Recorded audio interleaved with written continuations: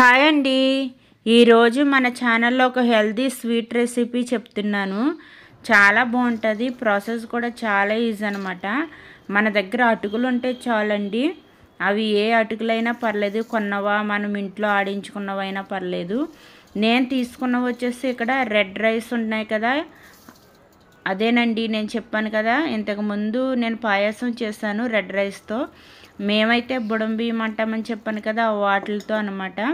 ఈ అటుకులు వచ్చేసి నాకు సూపర్ మార్కెట్లో కనిపించగానే తీసేసుకున్నాను. తెచ్చి టేస్ట్ చూసి తిన్నాను. నాకు చాలా బాగా నచ్చాయి అనమాట. దీంతో ఏదైనా రెసిపీ చేద్దామనేసి అనుకుని ఇలా స్వీట్ రెసిపీ చేద్దామని స్టార్ట్ చేశాను అనమాట. మీకు అర్థమైంది కదా, ఇవి రెడ్ బియ్యం అటుకులని. అదేనండి బుడం బియ్యం అటుకులు అనమాట. చాలా హెల్దీ అనమాట. మామూలు అటుకుల కంటే కూడా ఇవి చాలా ఆరోగ్యం.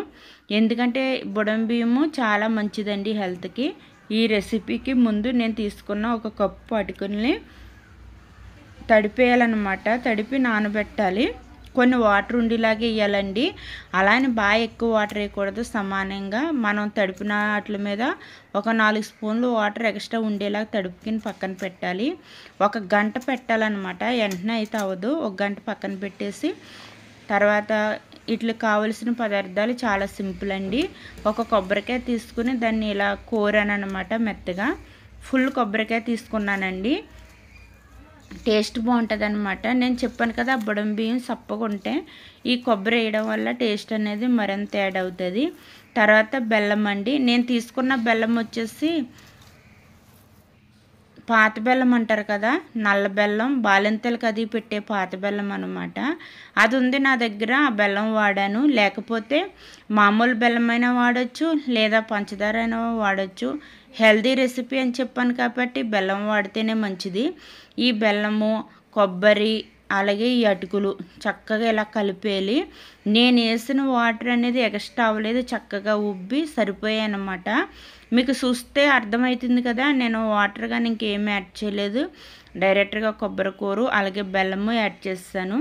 ఉంటే యాలకులు కూడా వేసుకోండి. నా దగ్గర లేవన్నమాట సమయానికి, ఇంకా స్కిప్ చేసేస్తాను అవి. చక్కగా ఇలాగా ఉండల కింద చేసుకోవచ్చు. ఇలా షేప్ అనేది మన ఇష్టం.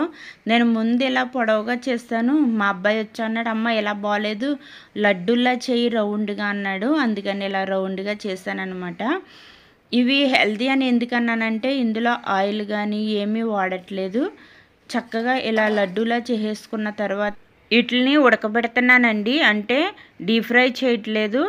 చక్కగా వీటిని ఏం చేయాలంటే ఆవిరి మీద ఉడకబెట్టుకుంటే చాలా బాగుంటాయి. నేను ఇక్కడ వచ్చేసి ఇడ్లీ పాత్ర లాంటిది ఉంటుంది కదా, వీటిని ఆసనకుడుం గిన్నెలు అంటారు.